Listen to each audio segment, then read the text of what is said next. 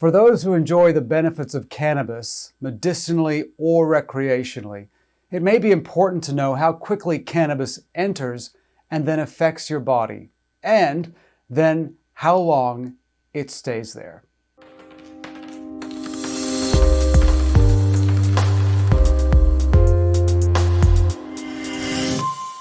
Welcome. My name is David Jolly. Knowing how long cannabis takes to enter your body and then how long it stays in your system may be valuable simply as helpful information.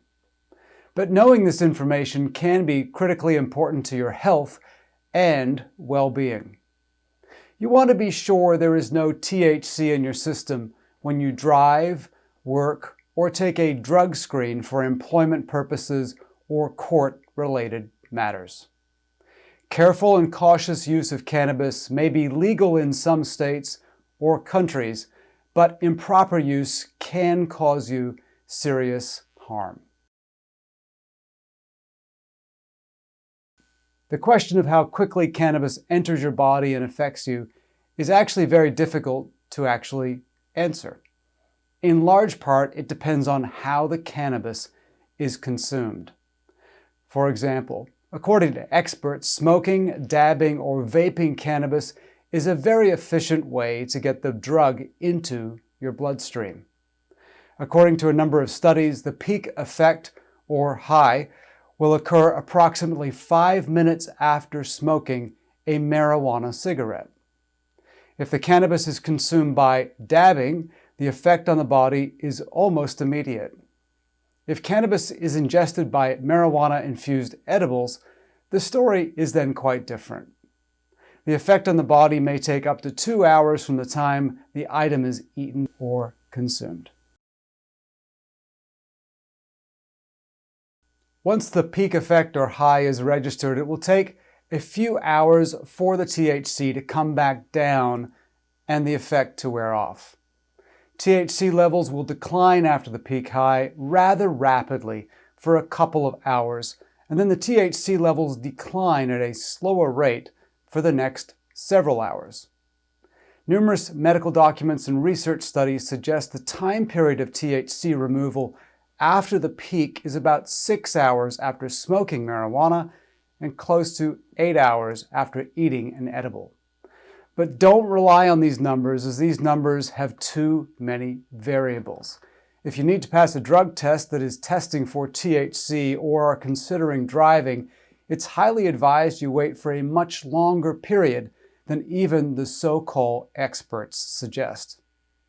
When determining the length of time cannabis stays in your system, there are other factors to consider as well. How much cannabis you consume is a factor, and so too is how strong the product is. If you consume high THC cannabis, then you can expect the peak to have higher levels of THC and for your body to take longer to remove the THC. Other factors may include how deeply you inhale when smoking and how long you hold the inhalation.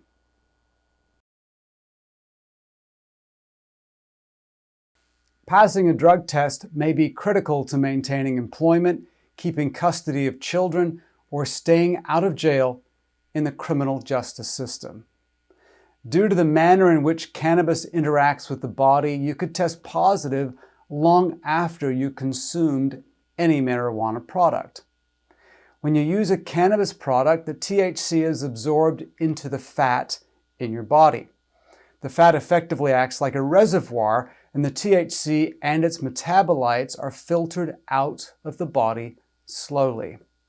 The more fat your body has, the longer it takes to filter out the THC, and as a result, the THC will be found in the blood for a much longer period, as compared to a body with very little fat. Another factor to consider when facing a drug screen is the frequency with which you consume cannabis. The more often you use marijuana, the more likely it is that the THC will be detected in your blood and urine for an extended period because of the buildup or reservoir that is in your body.